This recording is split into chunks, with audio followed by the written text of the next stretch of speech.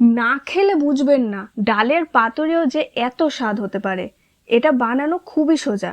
প্রথমে কিছু মসুর ডাল আধ ঘন্টা মতো ভিজিয়ে রাখবো। তারপর শিলনোড়ায় বেটে একটা মিহি পেস্ট বানিয়ে নেব। আপনারা চাইলে মিক্সারেও করতে পারেন।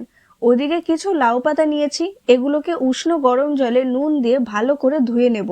এবার পাতুরির জন্য পেঁয়াজ, রসুন, কাঁচা লঙ্কা ও ধনেপাতা কুচি কুচি করে কেটে নিয়েছি। এগুলো এবার এক এক করে ডালের পেস্টের সাথে মিশিয়ে নেব। সাথে দেব একটু নুন ও সর্ষের তেল। সর্ষের তেলটা একটু বেশি করে দিলে ভালো হয়, আমারটাই কম দেওয়া হয়েছিল, তাই খাওয়ার সময় একটু গলায় বেঁধে বেঁধে যাচ্ছিল। আর ফ্লেভারের জন্য দিয়েছি একটু লেবুর খোসা গ্রেট করে, এটা সম্পূর্ণ অপশনাল। এবার লাউ পাতাগুলো নিয়ে প্রত্যেকটা ভাজে ভাজে ডালের পেস্টটা দিয়ে ভালো করে সিল করে দেব। প্রত্যেকটা ভাজে ভাজে দেওয়াটা ইম্পর্টেন্ট, না হলে টেস্ট আসবে না।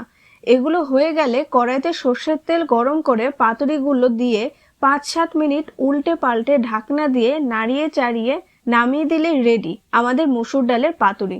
এবার শুধু খাবেন আর আঙুল চাটবেন। একবার বানিয়েই দেখুন কত যে স্বাদ লাগে এটা খেতে।